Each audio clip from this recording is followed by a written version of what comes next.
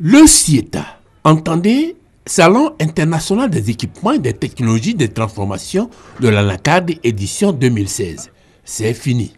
Sur le tableau des acquis, au commencement, la signature de la convention sur la mise en place du Conseil international consultatif du cajou, un outil de portée stratégique. Au niveau de la recherche et de l'innovation, nos chercheurs et autres innovateurs pourraient échanger, se mettre ensemble, améliorer la technologie de transformation du cajou. Au niveau du financement, nous pourrions assister à une sorte d'échange entre les acteurs économiques pour aborder très concrètement la question de l'investissement et du financement dans le secteur. Nous espérons que la plateforme nous permettra, de transformer la structure même de notre économie. Cette convention a reçu l'aval de la majorité des pays africains producteurs de cajou. Mandat est donné à la Côte d'Ivoire d'abriter le siège, d'assurer le secrétariat technique et de conduire l'opérationnalisation de la structure. Autre fait significatif de ce salon édition 2016, la remise de chèques aux transformateurs locaux, un encouragement aux investisseurs et privés à investir dans la transformation du cajou parce que créateur d'emplois et de richesses.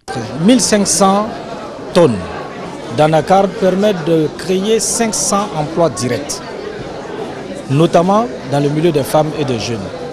Imaginez si nous arrivons à transformer ne serait-ce que 500 000 tonnes de notre production, ce qui est pratiquement la moitié de la production à l'horizon 2020. C'est autant d'emplois.